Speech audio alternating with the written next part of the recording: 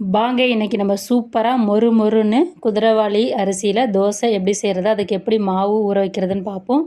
அதுக்கு நான் முதல்ல 250 ml கப்பால் 1 கப் கோபுரமாக குதிரைவாலி அரிசி எடுத்து தண்ணியில் 2லேருந்து 3 தடவை களைஞ்சி இந்த மாதிரி ஃபில்ட்ரு பண்ணிக்கிங்க. அது சின்ன அரிசியாக இருக்கிறதுனால கை வச்சு தண்ணி இருத்தனா ஓட வாய்ப்பு இருக்குது. அதனால் இப்போ நம்ம 1 கப் குதிரைவாலி அரிசிக்கு 1/4 கப் நான் உருட்டு உளுந்து எடுத்துருக்கேங்க. நீங்கள் தோல் இருக்கிறதோடு எடுக்கலாம், தோல் இல்லாததோடு எடுக்கலாங்க. 1 கப் நிறைய எடுத்துக்குங்க.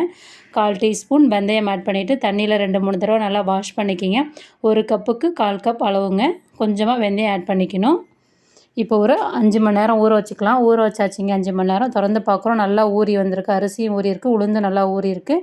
இப்போ தண்ணியை வடிச்சிட்டு நான் மிக்சியில் தாங்க இன்றைக்கி அரைக்க போகிறேன். நீங்கள் கிரைண்டரில் வேணாலும் அரைக்கலாம். தோசைக்கு மாவு அரைக்கிறப்ப கொஞ்சம் குறப்பாக அரைங்க. அப்போ தான் தோசை நல்லா கிறிஸ்பியாக சூப்பராக வருங்க. இப்போ கொஞ்சம் கொஞ்சமாக தண்ணி ஊற்றி அரைச்சிக்கலாங்க. ஏன்னா இந்த குதிரைவாலி அரிசி கொஞ்சம் தண்ணி நீத்து போனது மாதிரி இருக்கும். அதனால் கம்மியாக ஊற்றி இந்த மாதிரி குறப்பாக அரைச்சிக்கிங்க. திரும்ப அதே மிக்சி சாரில் நம்ம ஊற வச்சுருக்க உளுந்தையும் ஆட் பண்ணிவிட்டு கொஞ்சம் கொஞ்சமாக தண்ணி சேர்த்து நல்லா அரைச்சி அதில் ஊற்றிக்கலாங்க. இப்போ நம்ம ஒரு 1/2 டீஸ்பூன் உப்பு ஆட் பண்ணிவிட்டு கை வச்சு நல்லா மிக்ஸ் பண்ணிக்கிங்க. கரண்டி வச்சு மிக்ஸ் பண்ணலாம், கை வச்சு மிக்ஸ் பண்ணிவிட்டு ஒரு 8 மணி நேரம் புளிக்க விடுங்க. இப்போ 8 மணி நேரம் ஆயிடுச்சு. மாவு நல்லா புளிச்சு வந்திருக்கு பாருங்கள், சூப்பராக புளிச்சு வந்திருக்கு. இதை நல்லா மிக்ஸ் பண்ணி விடுங்க. அடியோடு ஒரு தடவை மிக்ஸ் பண்ணுங்கள், நிறையா தடவை மிக்ஸ் பண்ண வேணாம். இப்போ வாங்க, நான் அடுப்பில் வந்து தோசைக்கல் சூடு பண்ணி வச்சுருக்கிறேன். ஒரு கரண்டி மாவு எடுத்து நம்ம எப்போதுமே தோசை வார்ப்போம் பாருங்கள், அதே மாதிரி நீங்கள் வார்த்துக்கலாங்க.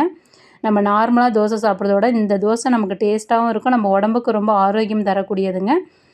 இப்போ நல்லா நம்ம தோசை ஊற்றிட்டு ஒரு 2 நிமிஷம் சிம்மில் வைக்கணுங்க. சிம்மில் வச்சு வேக வச்சோன்னா நமக்கு கிறிஸ்பியாக ஆகும். இது மேலே கொஞ்சம் எண்ணெய் ஊற்றிக்கலாம். நான் எண்ணெய் ஊற்றுறேன், நீங்கள் நெய் வேணாலும் ஆட் பண்ணிக்கலாங்க.